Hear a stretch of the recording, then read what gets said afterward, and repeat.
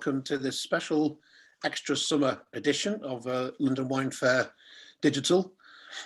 We held a number of these sessions during the digital fair in May, but we're back now in August with this extra session, which is all focused around business, making money, growing profits, and hopefully coming out of the pandemic a lot stronger than when we went in. Today, we're going to look back on the last 16 months and what potentially has been arguably the biggest upheaval we've seen in the drinks industry and how it actually goes about doing business. And the enormous changes there have been in the supply chain and how people buy, sell, and get wine to their customers. What's I think fair to say is whatever business model you had going into COVID is probably not exactly fit for purpose coming out of it. We've seen enormous changes and disruption to how producers, distributors, merchants, retailers now buy and sell wine. The traditional supply chain and normal rules and regulations as we how to do business have all been ripped up.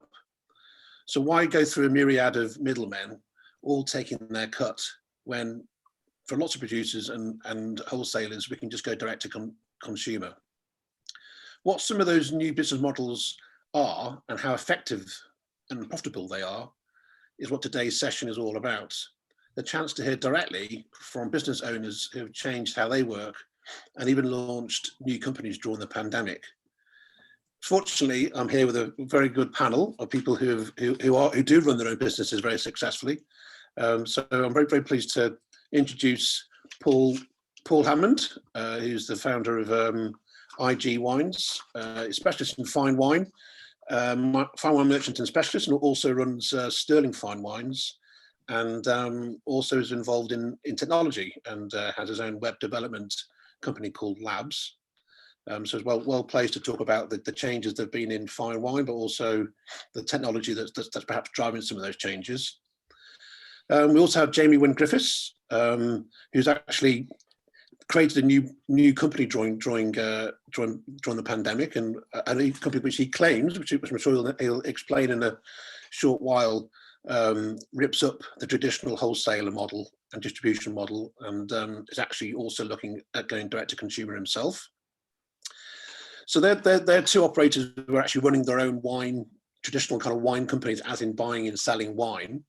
We're also joined by two panelists who come from more the technology side of things, who actually help those companies do business. So we have Nick Martin, who's the founder of Wine Owners, which specializes, I suppose, in providing the structure, the management systems by which companies can adapt and change and introduce many of these new models, and actually has its own bespoke management system specifically for the wine industry called The Hub.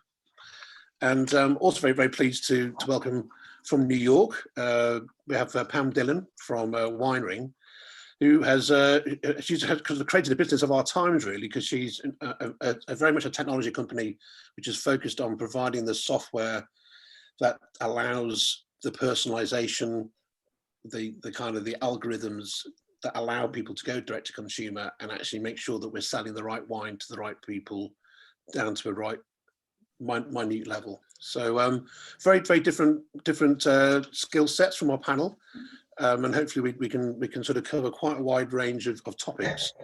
So I'll lead the debate, but please, for all those watching, please go through the normal chats and Q&A buttons at the bottom of the screen, and we'll try and pick up on those as we go. And just as a favour for me, if you could try and keep your questions appropriate to what we're talking about, it just helps in terms of keeping the flow going.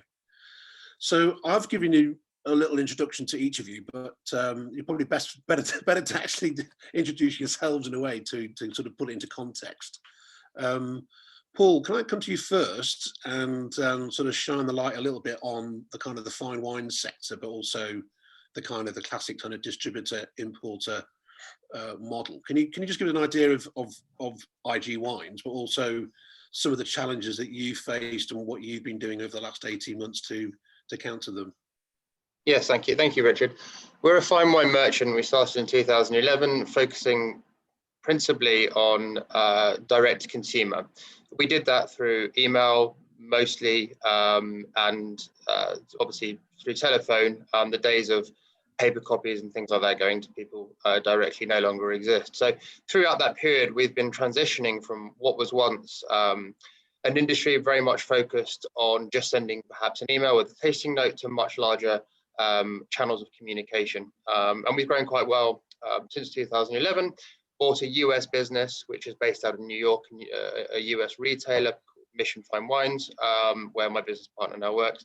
And that's also direct to consumer, selling fine wines. Obviously, you know, the fine wine market's not dominated by any one particular player, and no individual business is. I mean, there are a couple of larger fish in the pond, but no individual company either has the money or the capacity to really build successful systems that can be continuously updated. That's from logistics principally, and that's incredibly difficult because the fine wine industry, if you take a matrix of everything that makes it complicated, enormous amounts of SKUs, enormous amounts of people, to wineries we buy from, negotiants we buy from, wholesalers we buy from, and then because we sell, and this is much the case for people if you're not selling direct to consumer, but as we sell direct to consumer, we're dealing with thousands and thousands of individuals. So when we started, it was very unclear what the best path technology-wise was. And having worked in other industries, normally there was an off-the-shelf product that was very useful for companies to choose from. You'd speak to a number of potential partners and work with them. And there are 5 horror stories that I can, you know, go into in the wine industry of where large businesses have tried to overhaul their technology through, let's say, a Microsoft partner. Microsoft Nav have a technology, for example. But that's not in and of itself very useful because it's not tailored to the wine industry. And then, you know, everyone that works in the wine industry does it because they love the wine industry. Margins aren't huge, and as a result, businesses are going to struggle to develop their own technology, and it's a route that causes enormous problems. And because there's no particular, or there hasn't been particular technologies that help with landing stock, tracking where you buy it from, tracking shipping. When Brexit happened, disruption in the supply chain created an enormous amount of trouble. Warehouses were downscaled. Obviously, the UK wine industry has the benefit of having the inbound system and a very developed warehouse system that we don't have in the US. But we couldn't land stock correctly. We couldn't get stock in. There were huge delays in the process. Tracing down the right purchase orders and landing the stock with freight forwarders and things like this created solved. Much of the systems are analog. It's not online. This doesn't exist in that many industries. Normally, you'll have a very large player that can access a market and start either buying competitors or consolidating directly. Mostly family-run businesses exist in the wine trade. So that disparity don't really have a uniform code system, although they are developing. And furthermore, many different locations, learning how best to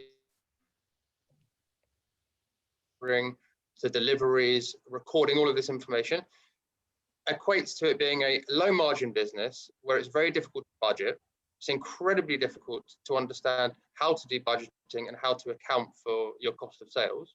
And all of that needs to be done from a family business, which makes the wine industry an amazing place to work with incredible people, but it's very difficult to scale up to. IG Wines will get to a revenue of about $30 million this year. So it's been successful, but simultaneously, I think it's time for change. And I think there are technology platforms that are coming in that will allow fine wine merchants and retailers, small shops to wholesalers, to focus on sales, focus on budgeting with low inventory, and do what other industries do, which is not outlay a huge amount of capital up front, while simultaneously having to develop your own technology, which isn't your core business. So that's kind of what's led us to where we are today. And I do think there's a bright future in the fine wine market. And we've got 2 panelists here who are working on companies to try and facilitate that, which is bringing the fine wine industry very much in line with other industries.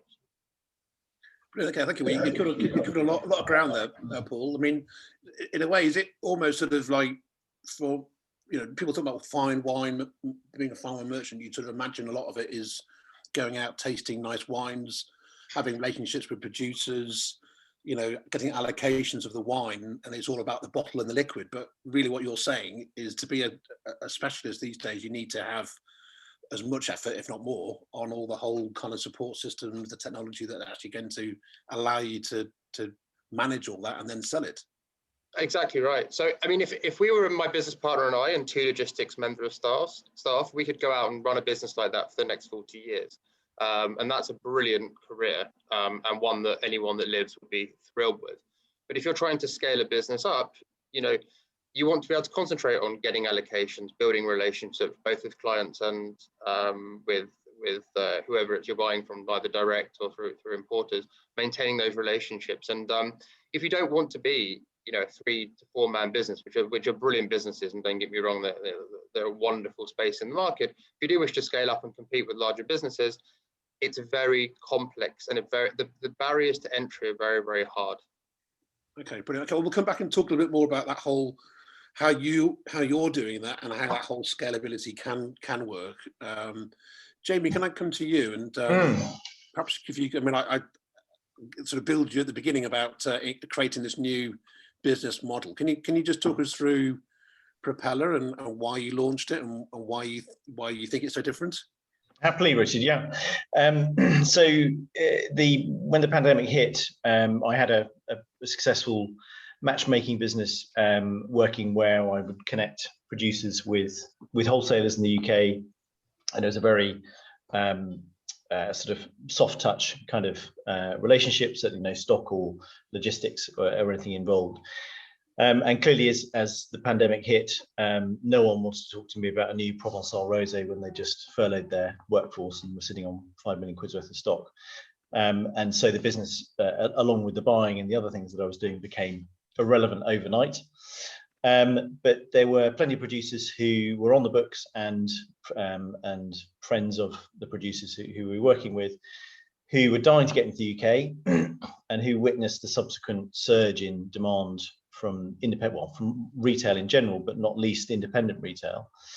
There seemed to be an impasse. There seemed to be a huge thirst in the independent sector, which was being sated by the incumbent wholesalers in the UK, which is fine. But there were a lot of producers on the sideline who were basically not so much seeing a bottleneck as a dead end, and had really given up hope of getting into the UK. So I decided that a hybrid model, a way around this was possible and perfectly feasible. So I partnered with a privately owned bond, a small bonded operation, EWGA, based in Lancashire and Gloucestershire, because I wanted control and visibility rather than disappearing into a large third-party bond. And Propeller was born. And in a nutshell, as a producer, if we think the wine's great, if we think the labels are up to it, if we think the pricing is realistic, then we will take on that producer in almost like a taxi rank proposition. There's no rings of fire or horrendous audition process.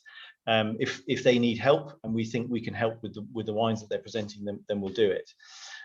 They pay us a fixed retainer, which encompasses all the importation, warehousing, distribution, invoicing, VAT, duty, credit risk, all the rest of it, plus social media, plus PR, plus category analysis, and a few other bells and whistles. We place the wines. I say place, I mean we transact with retailers in the traditional way, but we get those wines pumping in independent retail, and at the end of the month we tell the producer what they've sold. We give them that revenue for the value of the wine, but crucially, a margin has been put onto that to the wine as well, so that it behaves in the market as it should, but also so that the producer is earning something over and above.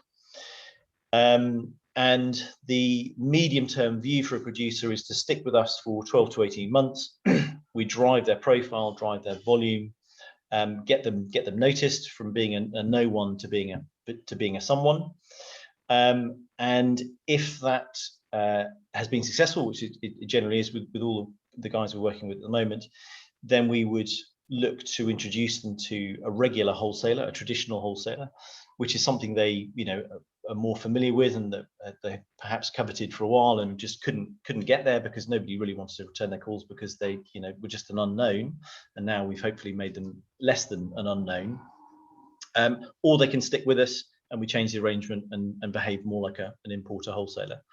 But the fundamental aim being, if we think the producer's up to it, if we get on personally, we think the wines are right, we think the labels are right, the pricing is correct, then we want to get them started in the UK, but not just through the door. We want to develop a long-term sustainable presence for them here in the UK, be that with us or be that with a traditional partner.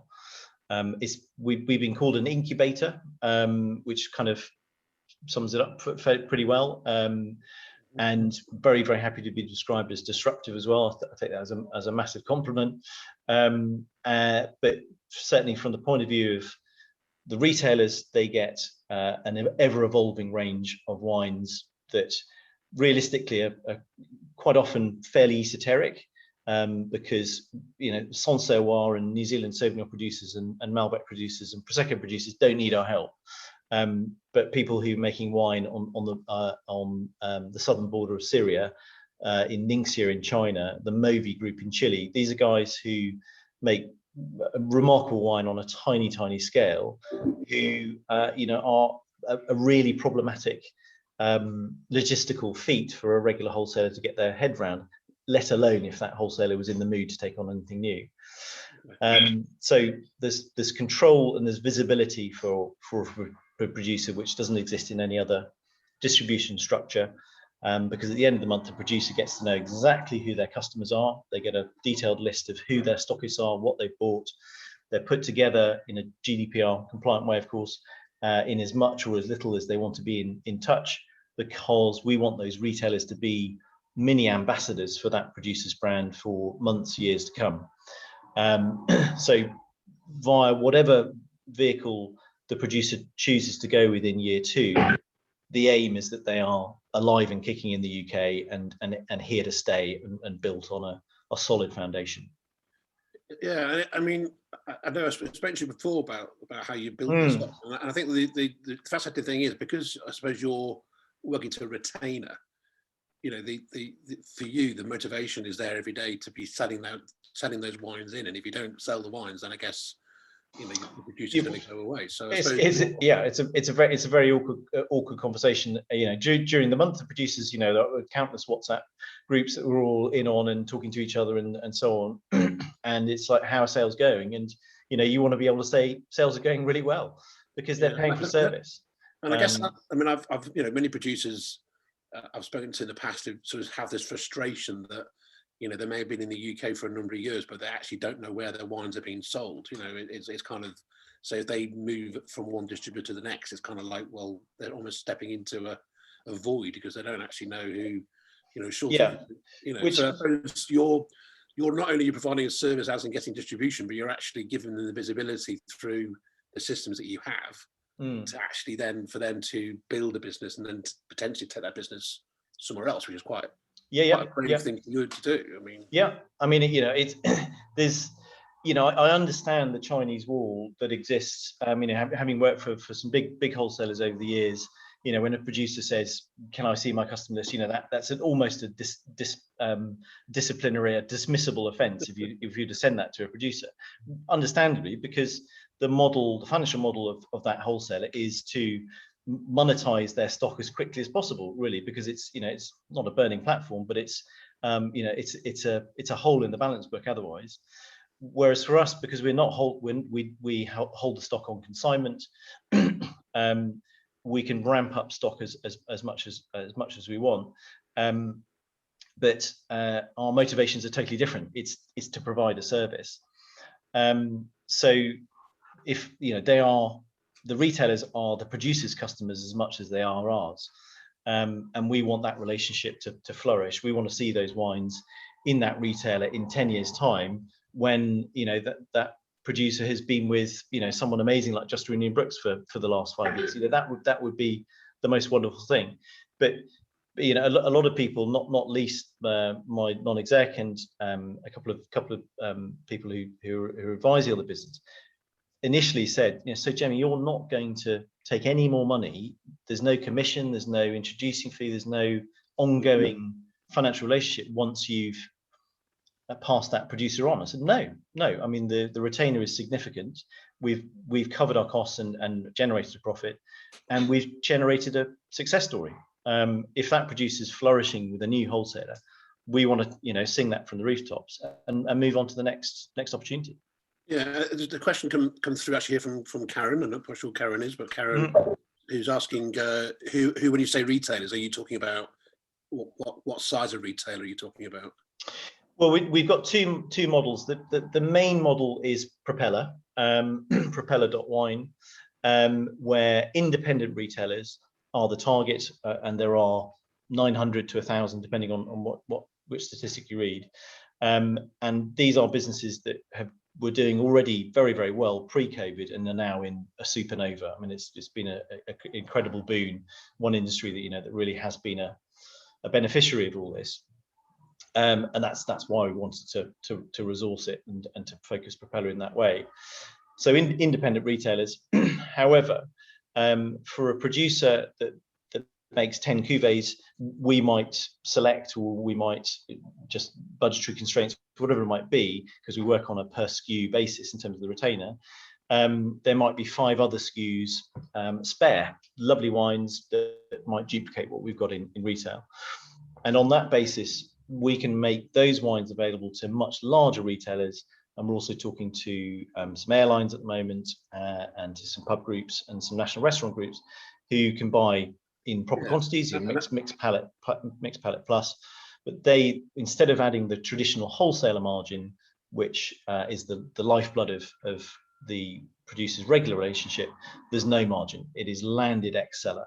So it is the producer's ex seller price plus shipping plus receipt handling into the warehouse. If it's touched the warehouse, it could go straight in and straight out, which is, you know, I mean, the airlines, you talked about the middleman earlier, and, you know, and I've been a middleman, and it you know, it makes a lot of sense, and it will continue to be a very valid model within this market. But for an airline, for instance, who's saying, you know, I want to buy some really, really nice wine that's going to be drunk at 35,000 feet over the Atlantic, why am I paying an English middleman for that privilege, but, you know, for access to that stock?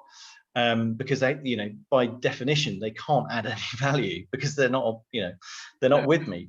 So for us to say, okay, well, here are the producers, and we'll consolidate, we'll bring other brands in, we'll, you know, help with the program, you know, from an airline's point of view, that's super interesting. Okay. So, sorry, that long-winded answer to Karen's question. No, that's all right. It's okay. Middle persons, I probably should say, actually. Sorry, indeed, quite right too. Yes. Yeah. And so I'm sorry for our technical people to keep you on the side, but I mean, I guess from your point of view, I don't know if Pal or Nick, I mean, I guess listening to what Paul and Jamie there, you know, they've got very different businesses, but they've got, you know, similar issues around the need to sell wine and they need to get wine to their customers.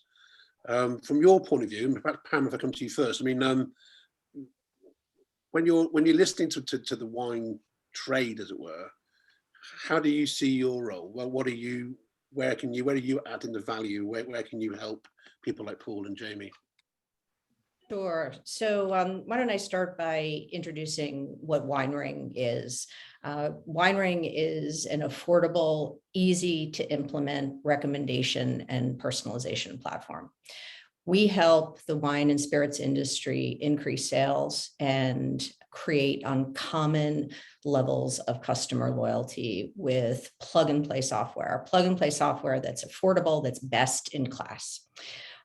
We are PhDs in mathematics, in physiology. We are masters of wine and master sommeliers. We came together to build a novel form of machine learning some 6 or 7 years ago, a form of machine learning that now has 9 patents.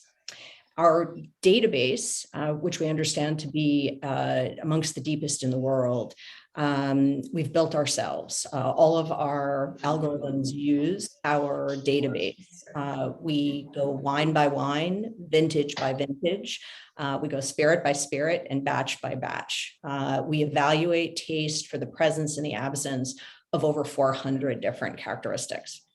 In other words, we're purpose-built for the industry with true domain expertise meant to address the industry's problems, meant to address the industry's fragmentation, and meant to address the challenge that every person in the wine industry is now up against.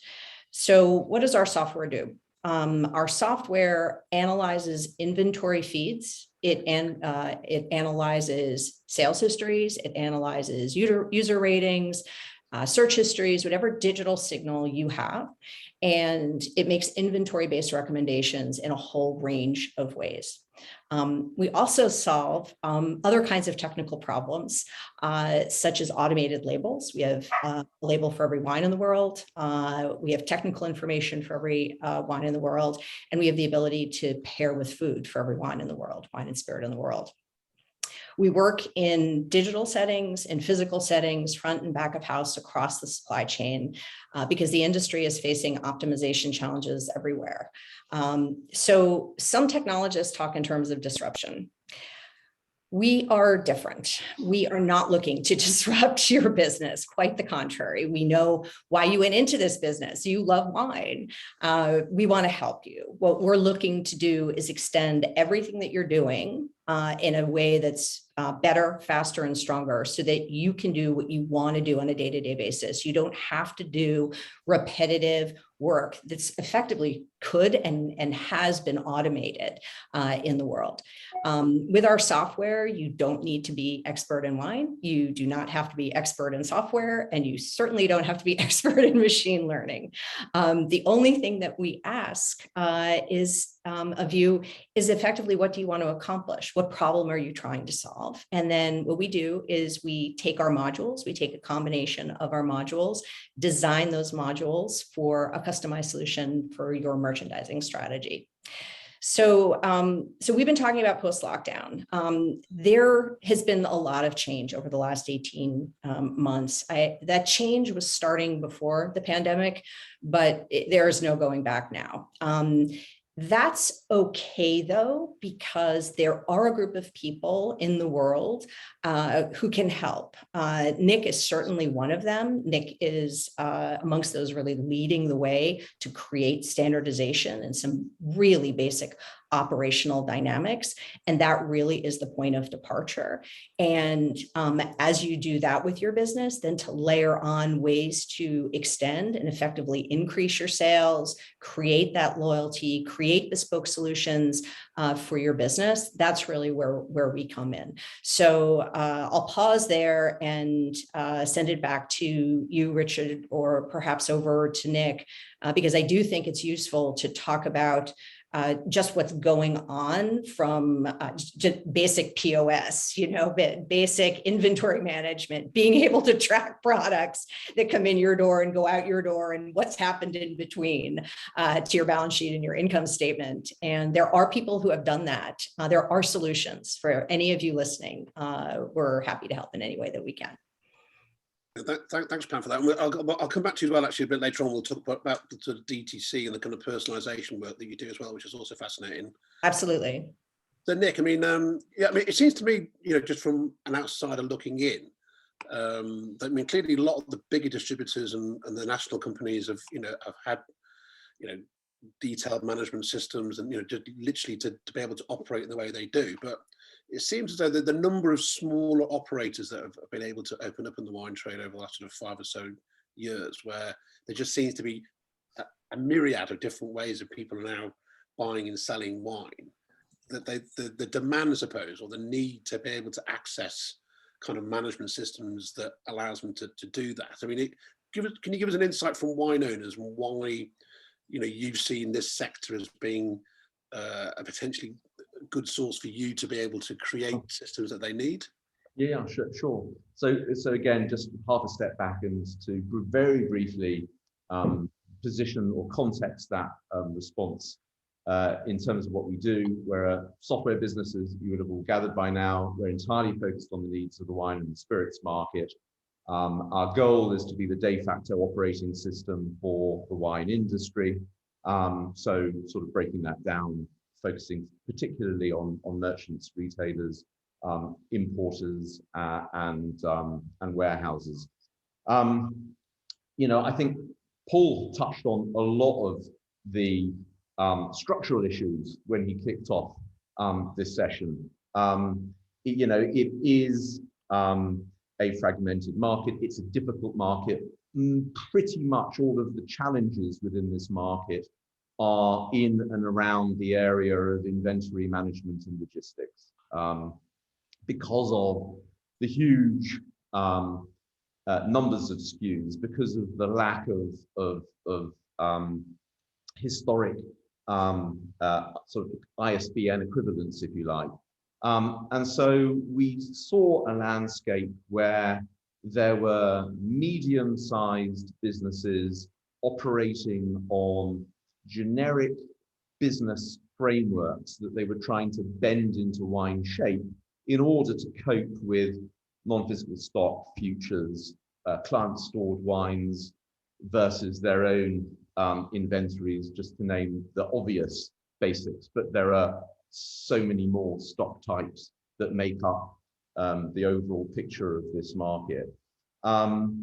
It's quite an idiosyncratic market. So you have to spend an awful lot of money just to really get to base zero with these sort of broad generic frameworks from, names that everyone will be familiar with as sort of really big tech providers. And then on the other hand, we saw quite a significant part of the landscape which I think had realized that that wasn't for them, that was going to be painful, that they probably didn't have the in-house technical know-how to be able to manage the relationship with those third parties, which is, I think, smart, because I think you do need decent in-house technical or project management capability in order to be able to do that. And so you end up with a lot of businesses working on spreadsheets, or more typically using accounting systems with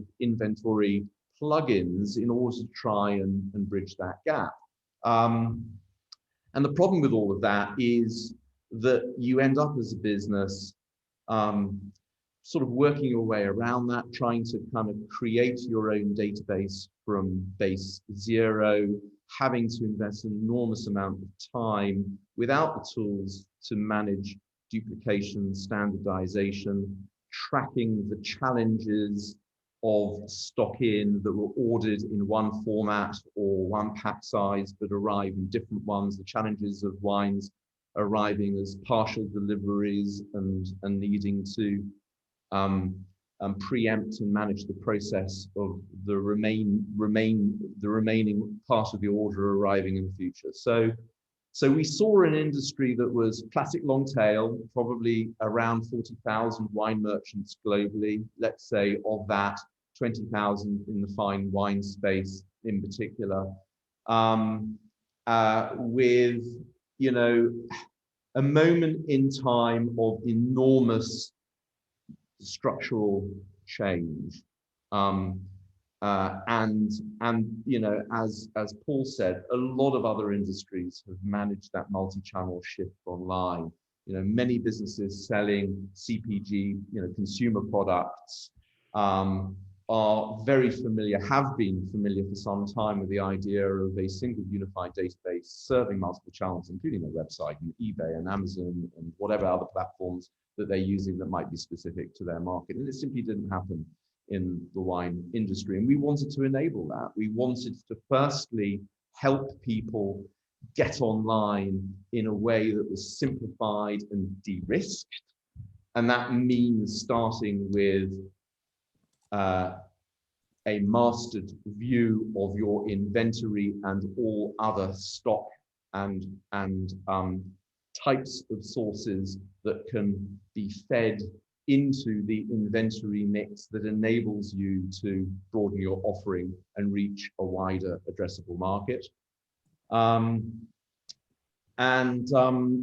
we think that There's been obviously a tremendous shift online, as we all know, through COVID, and that goes without saying. So we've helped businesses who perhaps might have been significantly additionally focused on the on-trade shift more of their business over to the consumer market.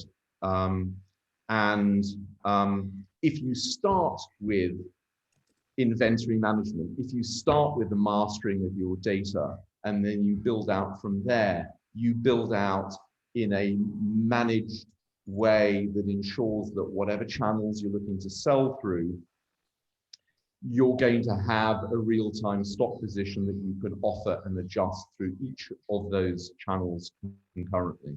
And that is of such fundamental importance, and probably one of the biggest reasons why this market hasn't more significantly before now or recently shifted towards e-commerce because of the fear of overselling. Thanks, Nick. That's great. And I suppose it's reflective, the fact that London Wine Fair is using this topic, this area of growth and profitability through scalability and technology, you know, to have another session because of the demand there was first time round when we did it in May. So I suppose that reflects the kind of a massive demand there is in the sector. I mean, can I come back to you, Paul? I mean, you mentioned in the beginning there about some of the steps that you've been taking around some of the issues there that Nick was talking about, managing your inventory and being able to do it in a way that's scalable. I mean, can you just perhaps go a little bit more to detail into how you do that? What steps have you specifically taken around managing your own inventory and in a way that is scalable?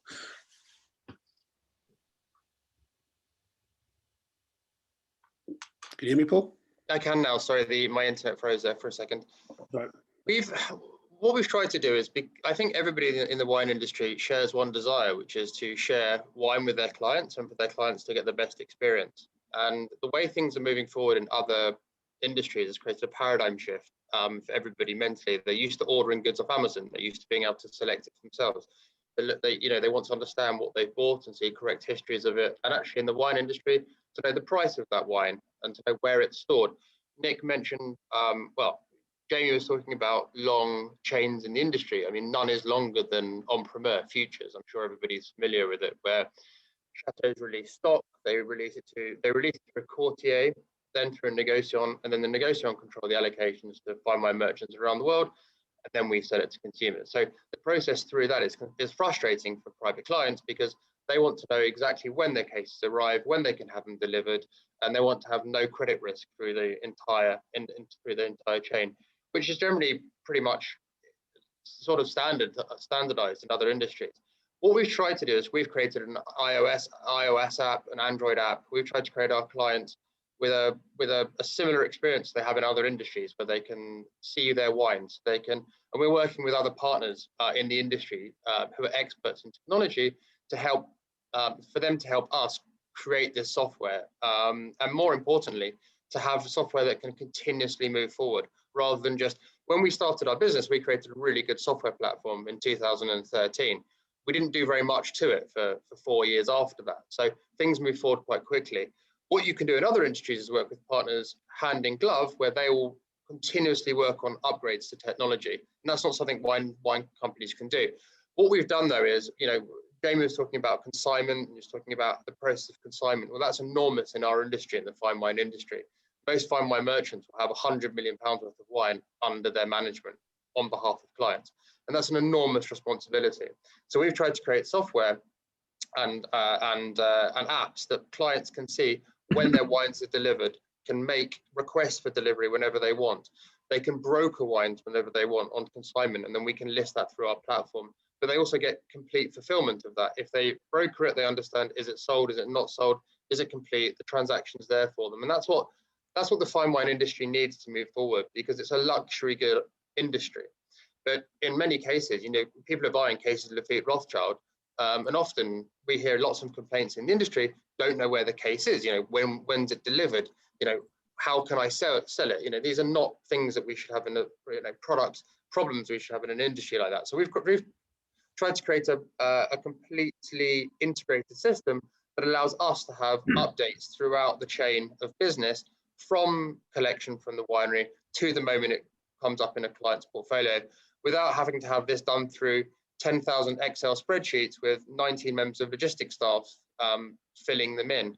And that's been a huge change in the industry. And lots of people don't like to admit it, but if you go back 10 years, almost, you know, an awful lot of the wine industry was done on what would be considered now as very antiquated software systems. So we've tried to create a sort of fully integrated system, and it's going to be working with people like Pam and Nick to allow the consumer to have the perfect sort of experience from start to finish, where they feel secure, but also actively involved, and being able to communicate that. That's what we're in the long cycle of trying to achieve that. We're by no means there, but that's the vision we have, really. Brilliant. Okay, it's clearly you're offering a more personal service as well to your customers, aren't you? I guess that's the key takeaway for me there. Jamie, can I come to you? I mean, in the time we've got left, I think it's important for us to sort of focus in on direct-to-consumer, because that's clearly, I'm sure a lot of people watching, you know, that's been such a massive change in the last year. And I know part of Propeller, you're also in the process of starting your own direct-to-consumer, or could you want to talk us through the steps you're taking and some of the learnings that you're having to learn? Yeah, no, indeed. Well, there's a couple of elements to the direct-to-consumer bit, and yeah, it's new territory, and it's happily so, kind of a sort of not make it up as we go along, but learn as we go along, for sure. As far as the traditional producer's journey when they arrive with us in bond, there's probably 6 to 8 weeks where there's a lot going on, but there isn't a lot of commercial traction. We're seeding with journalists, we're tasting with retailers, we're training the staff, we're doing Zooms, all that good stuff, which builds towards, you know, proper sales reports that we can send over in month 3. And that's part of the process, and everyone's expectations are managed accordingly. But it'd be quite nice to get some dosh back to the producers sooner if we can. So the idea came to us that that 6 to 8 weeks period would be quite a nice time to do some things ourselves, some direct selling that we could control. And so we're going to resurrect a URL or a name of a website which I created during lockdown 1 just on Wix for a bit of fun to stop myself from going mad, which is called Embargo, because actually it does behave like a bit of a press embargo period, in the sense that direct consumers can have access to Propeller wines before they go mainstream, before they get into retail. But there are key differences in that as a member of Embargo, and we're looking at how you access that from a subscription point of view, or from a case purchase point of view. But we want as much information about you as possible, with your consent, obviously, about your background, your hobbies, your interests, your profession, your musical taste, etc. So that when you receive your case from Embargo, and it will always be a case, we'll never sell wines by the bottle individually, because we want to preserve that market for our retail partners. We want you to taste that case, which you can mix up and change around the proportions of at your will. But we want meaningful feedback, and we'll give you discounts off your next case and your general relationship with the site, and probably some medals and other groovy things online, because we want proper feedback on your wines, essentially from the horse's mouth, that we can give back to the producer. So to say to you know, Bellamina from Canopy, listen, the new label with the bull wearing the tutu has gone down really, really well in Edinburgh and Brighton, but it's absolutely bombed in Surrey. And you know, as a result, he's got some pretty live data that we can nuance and work with as far as the next stage for that wine and for his business in the UK. So, but you're clearly aligning your two. You're using DTC to help feed and give information to your distribution model, and also, I guess, for the merchants that you're trying to sell to. I guess if you can show success and the fact that people are buying this wine online and it's working than. Well, yeah, I mean, exactly. I mean, you've hit it on the nail. Which the crucial bit is, you know, the worst tension is where you've got an importer who is wanting to sell to retailers, but also going to do some retailing himself. It's understandable, but it's a pretty dicey area. We want to be as transparent about this as we are about everything else, hopefully, and say, listen, this is only going to be on the site for 6 to 8 weeks. Once we start getting retail traction, the wines will come off and they will never come back again, because we want to warm up the market. We want to get that data, because it's meaningful data, and that's data that we will build and build and build as the weeks go by. But again, from a GDPR compliant way, of course, we want also to be able to say to the retailer, listen, there are 40 people within 10 miles of this store who love this wine, who've given it massive ratings, who love the label, who think it's completely crazy. We will connect you in the appropriate manner if they have consented to do so, of course, but we will connect you, and then they are your customers to run with. We will stand back. They're like hands selling direct to consumer, which is a really interesting concept. I mean, well, it's lovely, yeah. I mean, we want to do the consumer bit, because the consumer bit wants the provenance, wants the, and you know, the lovely thing from a consumer's point of view is they can feel that they're part of that producer's journey as they land in the UK, and that they are helping orientate that producer as to what's working, what's not. But ultimately, our aim is to drive this into retail. So if we can warm things up for everyone, which sounds a slightly glib or slightly arrogant way of approaching it, but the traction is there, it is happening. Okay. To be able to say to a producer, to a retailer, here are some customers for this, would be great. So that's a lovely sales pitch. Great. Okay, I'm aware of our time. Actually, we're sort of whizzing around, but Pam, I mean, like, I know direct to consumer is very much part of what you do. I mean, can you just perhaps give an idea for those who are looking at direct to consumer, but particularly your personalization aspect of what you're able to offer? Can you perhaps go into a bit of detail there? Yeah, sure. So I'd say straight away that smart software is now vital with the industry demand for personalized solutions and choice on all throughout the market. So this is something that consumers are expecting, because they're out in the real world where they're seeing that in broadline consumer, they're seeing it in banking, they're seeing it everywhere, and they're expecting it from the wine industry. They're expecting it really across the supply chain, and it's no wonder in the context of how online sales have grown. And we've talked about the change, but let's put some numbers on it. We've gone from 2 to 3% here in the States, and even in the UK and on the continent, to 25 to 30%. So that's a quarter or a third of every sale made to a consumer is now online. And that's not just e-commerce, let's be clear. So digitization, the way I think about digitization is more of the so-called omnichannel approach. So that could be a digitally assisted transaction in a store through a mobile application, through a loyalty program, what have you. But if this doesn't get the market's attention, nothing will, right? So a third of every sale is now being done through digital means. And you can't just push product, because there are 100,000 wines made every year. Who knows how all of those wines taste? So now it's time to start bringing in smart software. Now it's time to truly start to compete with the largest players. And the age that we're living in, platforms such as ours, you can do that. I mean, there are now modules, lock and load modules at affordable prices. I mean, that's the sort of other side of it. So on the one hand, where some of you might be saying, this world, wow, is just moving way fast for me. The good news is that it's keeping track with where you want to be. And now you can have these modules to optimize your business performance. And you can do so in a way that you don't have to build it yourself, right? Because very few wine industry players have the resources to build AI-driven software. I mean, that just does not typically exist.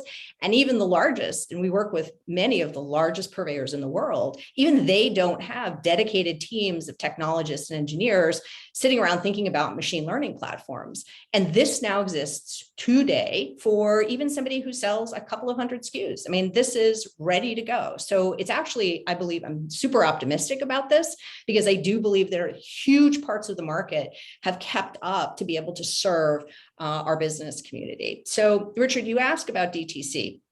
Let me start just by redefining it from our perspective, from direct to consumer to direct to customer, which is what our software does. So a direct to customer example would be in the context of a distributor. A distributor wants to be able to give their salespeople an app, a way to tailor what to sell to their clients, whether they be on-prem or off-prem. So they wake up, here are half a dozen wines in their inbox, ready to go, that work for this particular on-prem, off-prem player. How do we do this? We do this by simply taking their inventory and running it through our personalization engine. And then we can make inventory-based recommendations based upon you, the distributor, your inventory. So you know what to sell, you know what they're buying. So when we think in terms of personalization, we're not necessarily thinking in terms of taste preference for the consumer. We're thinking about whoever is the end user, and that might be somewhere B2B, sort of in the middle of the supply chain.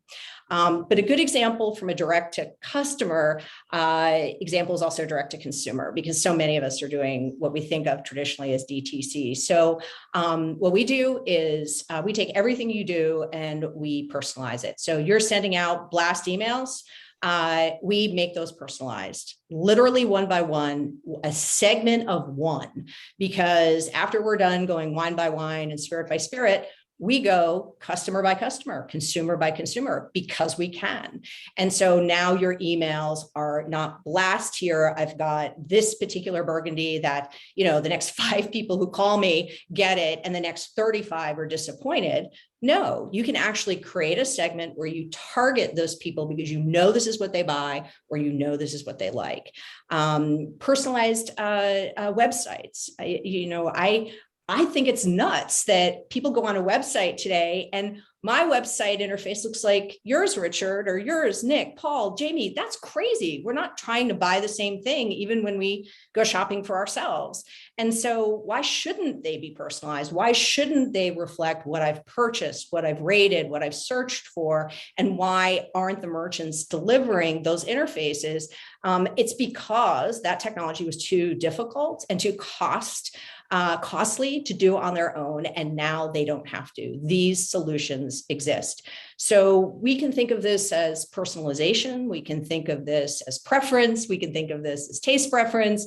With Jamie's solution, he's working on a whole angle, creating a whole other kind of loyalty with other kinds of preferences. So we nestle right in next to that. So whatever is your merchandising strategy, whatever is your approach, these modules can lock and load, nestle in. So again, I'm just super optimistic with how leading merchants are approaching this, because I think they're giving fantastic examples to the industry.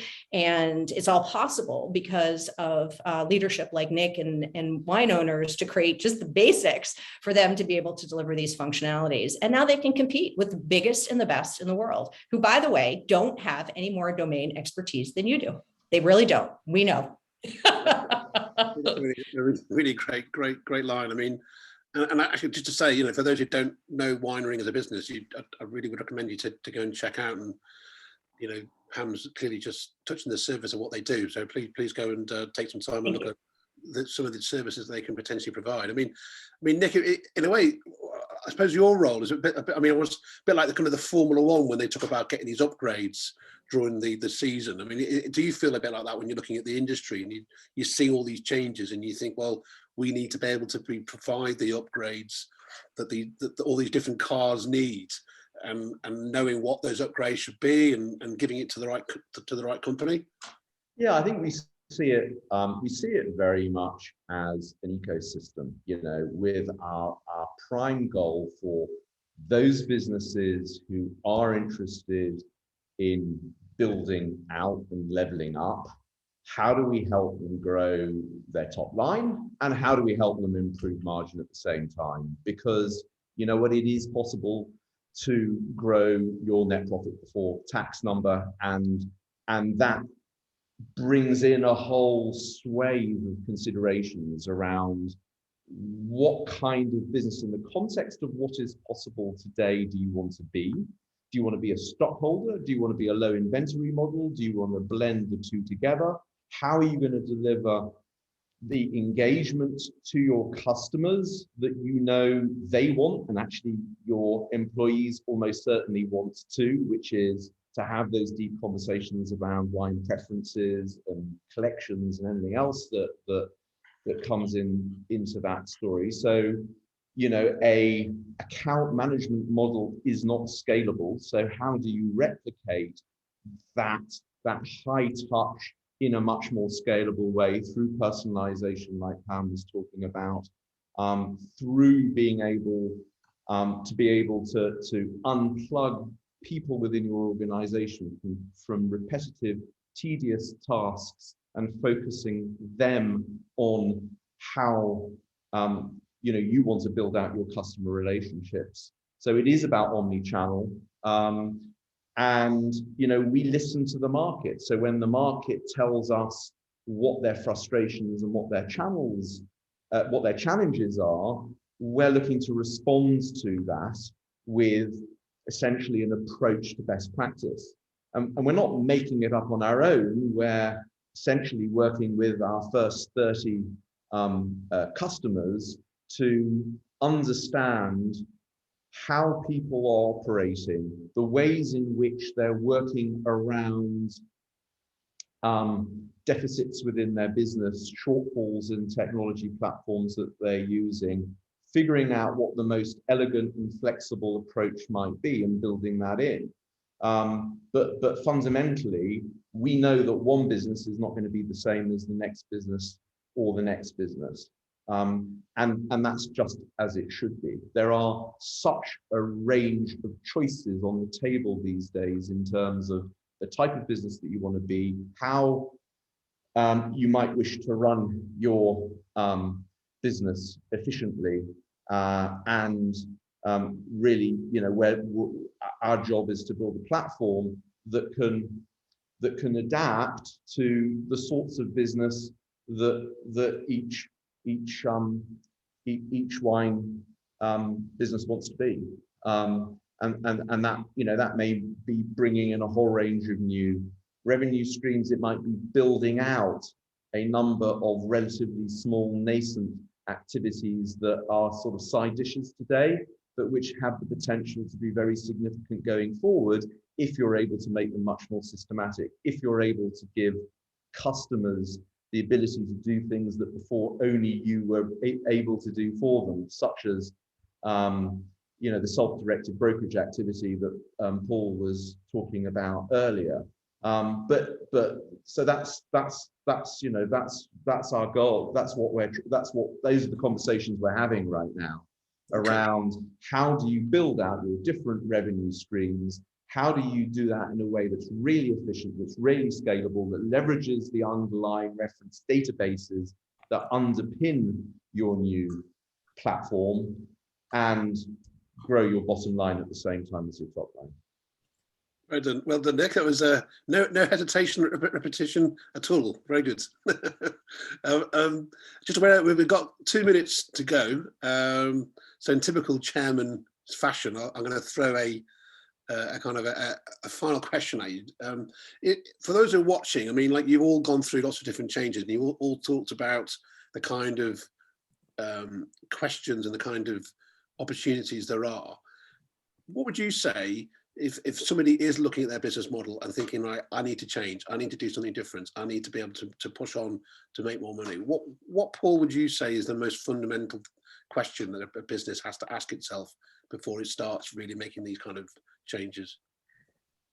I think running a wine business, I mean, it's been subject to so much change in the last 3 years in particular. So you obviously have to be flexible with pivoting and how you deal with things.